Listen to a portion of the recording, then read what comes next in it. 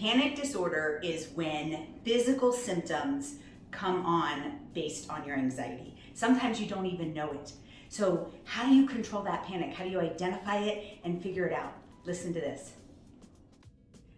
Dr. B here with our series on demystifying the DSM.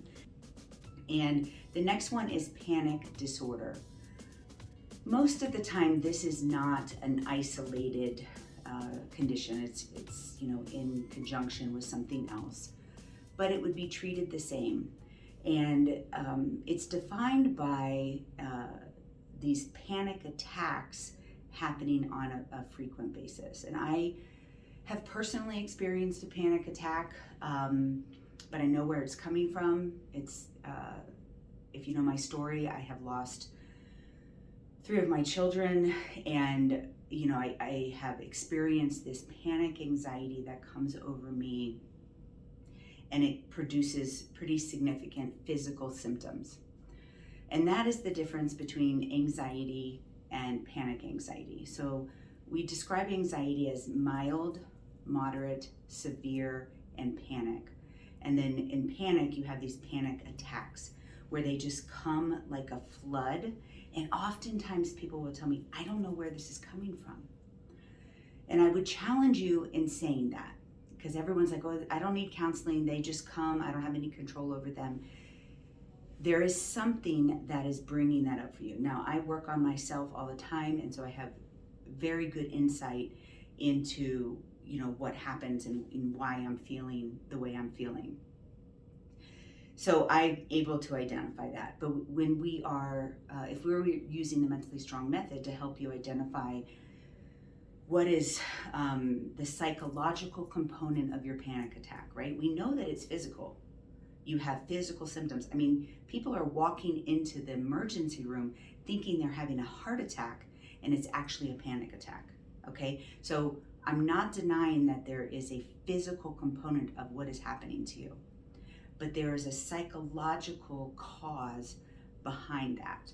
And I challenge you in therapy to, figure out what that is. But using the Mentally Strong method, we would take a thought map and we would say, panic anxiety, last time you had a panic attack, what was going on?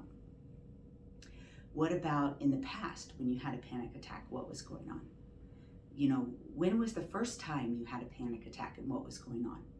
Did you ever have a panic attack or even anxiety in your childhood, right? These are the questions that we would ask to kind of see what the patterns are that brings on that physical symptom. Because oftentimes, once you get to that panic level of anxiety, we need to use a medication to kind of bring you down. And what happens is, because there's such a physical rush of symptoms, you kind of forget maybe what the trigger was, right? And so sitting down, doing that thought map and trying to find patterns around it. Because once you know what the internal button is, probably a core connection that is being pushed when that happens, you will have more control of it, right? And it feels, a panic attack feels like you're out of control, and that is a scary place to be. Nobody feels good in a panic attack. It is possible to deep breathe your way out of a panic attack. I can do that. But oftentimes, if you haven't had, therapy, some insight, knowing how to do grounding techniques, knowing how to kind of calm yourself down, it might be very difficult to talk yourself or bring yourself out of a panic attack. But that is the goal, is to bring yourself out of it. But I think what happens is that the fear fuels the fire, the physical symptoms of the panic attack. The fear of the panic attack fuels that fire. And so then that panic anxiety just gets worse, instead of, having some insight and knowing how to calm that down. So you definitely need, if you are experiencing panic attacks, you definitely need to get with someone who can teach you mindfulness, deep breathing, grounding techniques, stimulating the vagus nerve, which can help the physical symptoms. For example, you have the vagus nerve is in your neck. If you hum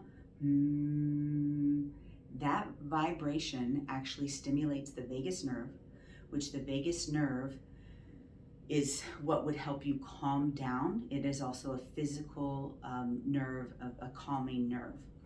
So there's multiple techniques out there for learning how to bring down or manage your panic anxiety.